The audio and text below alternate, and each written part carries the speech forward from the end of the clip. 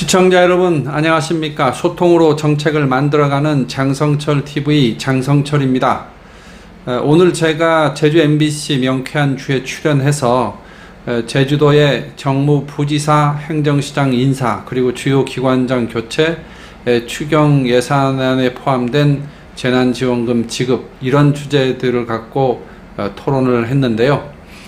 오늘 장성철TV에서는 그 주제 중에서도 행정시장, 서귀포시장, 제주시장 그리고 정무부지사의 인사에 관련돼서 말씀을 드리겠습니다.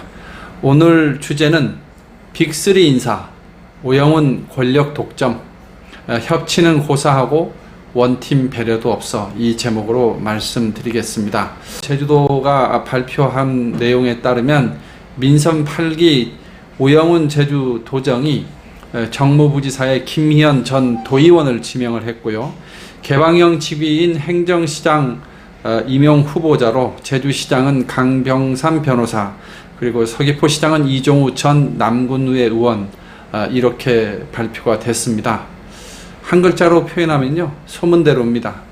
세간에 이미 파다하게 돌았던 소문이 그대로 적중한 건데, 저는 일부에서 얘기하듯이 선거 공신들을 썼다 이런 비판을 하고 싶지는 않고, 전 또 그런 비판이 타당하지도 않다고 생각합니다. 선거에 참여한 것이 장점은 될 수 있을지언정 단점으로 작용해서야 되겠습니까?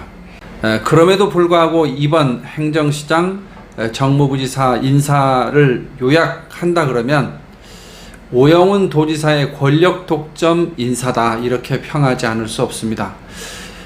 첫 번째는 대통령 선거를 거치면서 여야 정권 교체가 일어났기 때문에 제주도정이 오영훈 도지사가 맡은 그 상황에서는 중앙정부와의 소통 창구를 필요로 하기 때문에 협치 인사가 필요한 그런 측면이 있고요. 두 번째로는 더불어민주당 도지사 후보 경선에 참여했던 문대림 후보, 이 문대림 후보와의 원팀 정신이 반영된 그런 인사가 한 명도 없다, 찾을 수가 없다.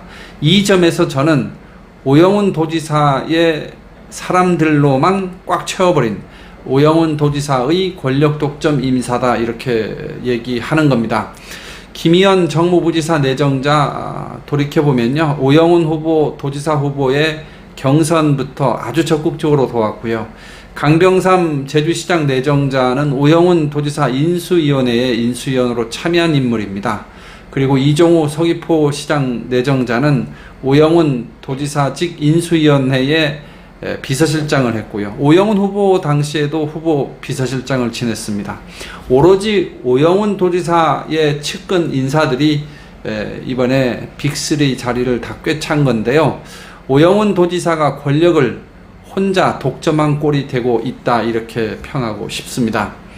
제주도가 설명한 그 내용에 따르면 김희연 정무부지사 지명자는 삼선 도의원, 그래서 농수축 지식산업위원회 위원장, 문화관광 스포츠위원회 위원, 부의장, 이렇게 다양한 의정 활동을 했기 때문에 전문성이나 도민 소통 경험이 많기 때문에 도정에 크게 이바지할 거다, 이렇게 기대를 모으고 있다, 이렇게 발표를 했는데요.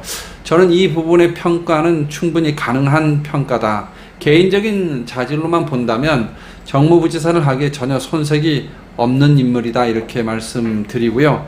업무 성과를 제대로 보여줘야 한다 하는 그런 목소리가 있음을 염두에 둬야 할 겁니다.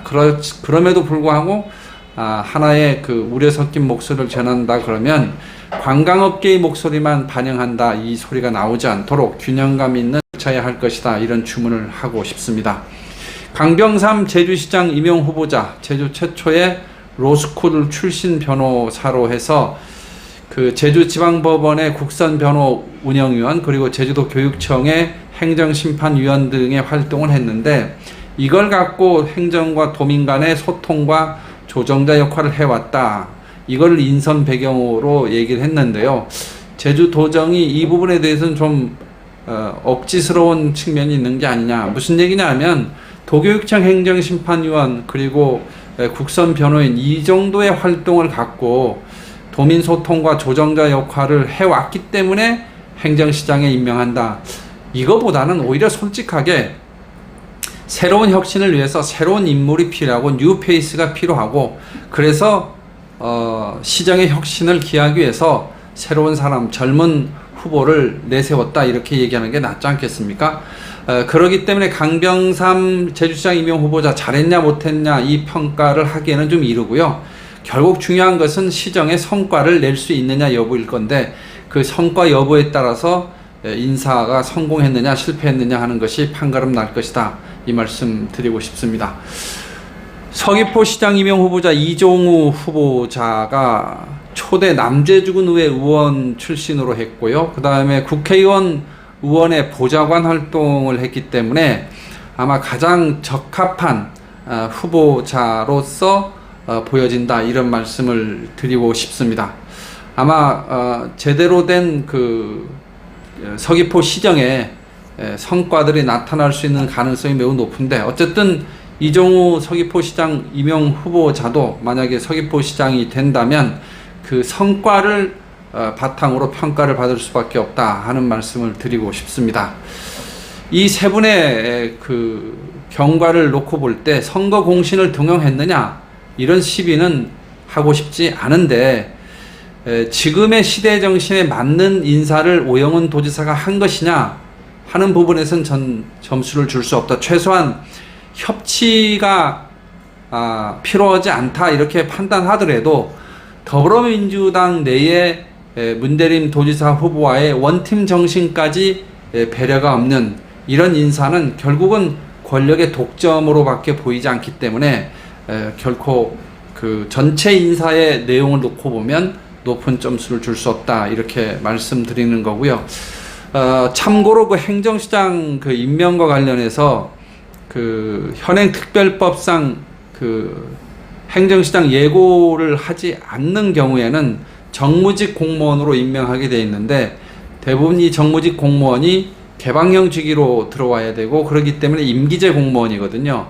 임기제 공무원인 경우에는 개방형 공모를 안 할 수가 없는데, 저는 이게 행안부 지침으로 되어 있는 걸로 알고 있습니다.